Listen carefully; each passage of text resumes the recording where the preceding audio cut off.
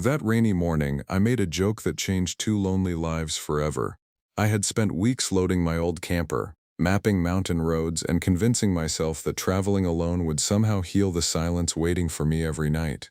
My wife had been gone for 3 years, my children had built lives in distant cities, and the house had become nothing more than walls filled with echoes. As I climbed into my truck, I noticed my neighbor standing on her porch with a small duffel bag resting at her feet, staring into the gray sky as though she was waiting for something she couldn't even name. Smiling awkwardly, I laughed and called out that if she looked so ready to leave, she might as well join my road trip. I expected her to laugh back. Instead, she looked straight into my eyes, picked up her bag, and quietly said she had been waiting for someone to ask. Before we continue, if you believe kindness, second chances, and unexpected friendships can change lives, please take a moment to like this video, leave a comment, share it with someone you care about, and subscribe to the channel. Your support helps us bring more heartfelt stories like this. For several long seconds I couldn't move. My harmless joke suddenly felt incredibly real. She wasn't smiling as if she were teasing me back. There was a sadness in her face that seemed years older than the woman I had waved to across the fence every weekend. We had lived next to each other for almost 4 years, yet all I truly knew was that her name was Emily. She lived alone, and every evening she watered the flowers her late mother had planted. Neighbors often believe they know one another simply because they exchange polite greetings, but sometimes the people living only a few feet away carry entire worlds of invisible heartbreak. She climbed into the passenger seat without hesitation, carefully placing her worn leather bag between her feet. I kept wondering whether I should tell her that I hadn't actually planned for company. My camper held enough food for one person, enough blankets for one traveler, and enough emotional space for a man who wanted to hide from memories. Yet something about the peaceful look on her face stopped me from saying anything. It was almost as if she had finally reached a destination she had searched for long before the journey had even begun. The rain followed us for nearly 2 hours as the city slowly disappeared behind forests and winding highways. Neither of us talked much. The silence wasn't uncomfortable. It was the kind shared by two people carrying heavy burdens they weren't yet ready to unpack. Occasionally I glanced toward her.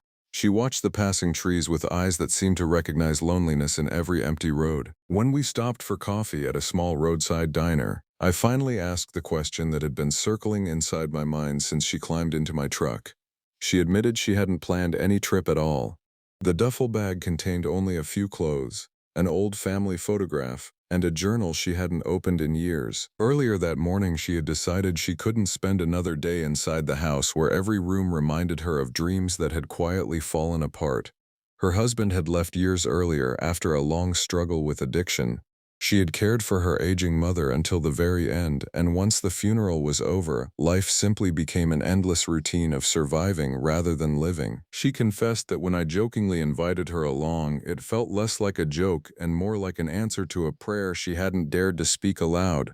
Her honesty made me uncomfortable because it forced me to confront my own truth. I admitted I wasn't really taking a vacation either. I was running away. Every road I planned to drive was one my wife and I had dreamed about exploring together after retirement. Cancer stole that future before we ever packed a single suitcase. Ever since then, I had been pretending that staying busy was the same as healing. Something changed between us after those confessions. The miles no longer felt empty. We began sharing stories about childhood adventures, embarrassing mistakes, favorite songs, and impossible dreams.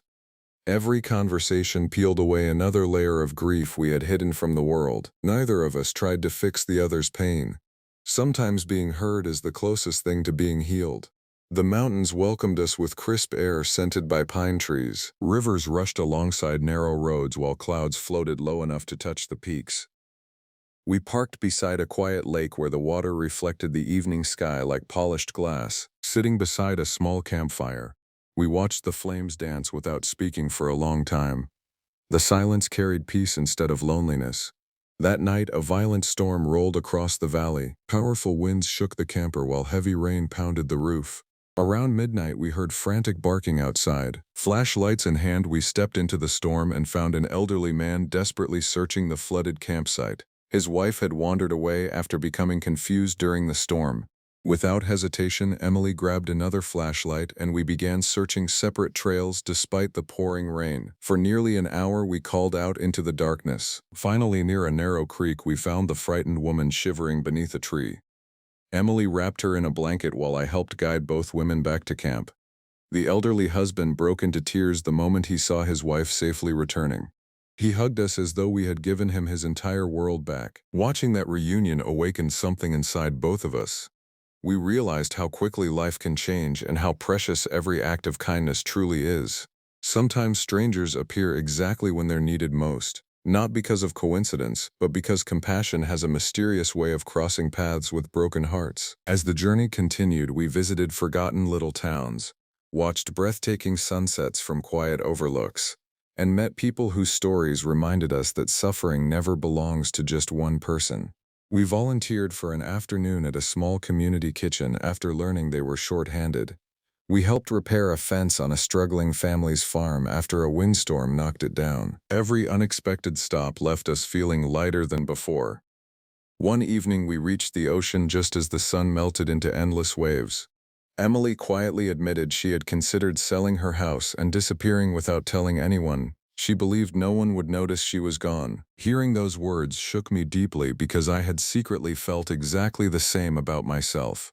We had both mistaken isolation for independence.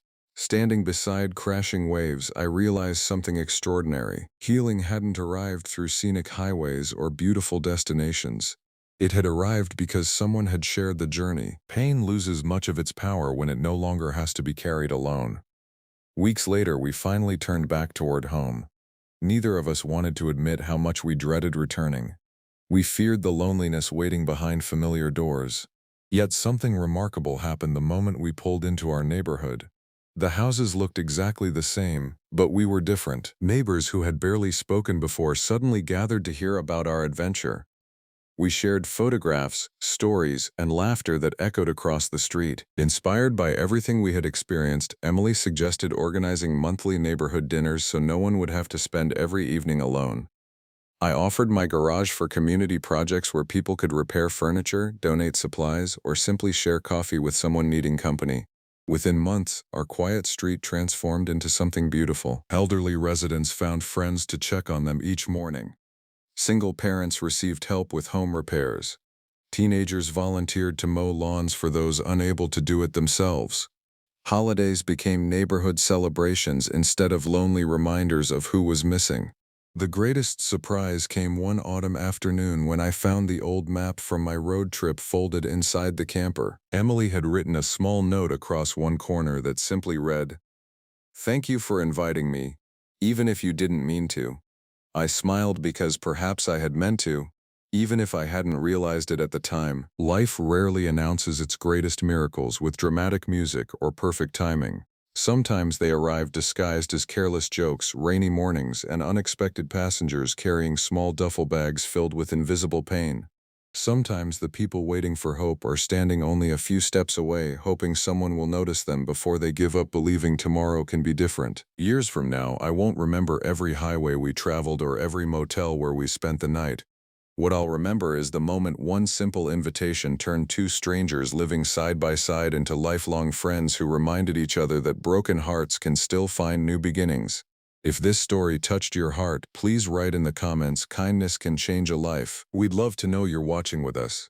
As our lives continued, neither Emily nor I claimed that the pain completely disappeared. Grief still visited on birthdays, anniversaries, and quiet evenings, but it no longer controlled us. We had learned that healing doesn't mean forgetting the people or dreams we've lost. It means finding the courage to keep moving while carrying their love with us. And before you go, if this story moved you in any way, please like the video, leave a heartfelt comment, share it with someone who may need hope today, and subscribe to the channel. Your support helps these stories reach people who might be waiting for their own unexpected second chance. Because sometimes, the smallest invitation can become the beginning of the greatest journey of a lifetime.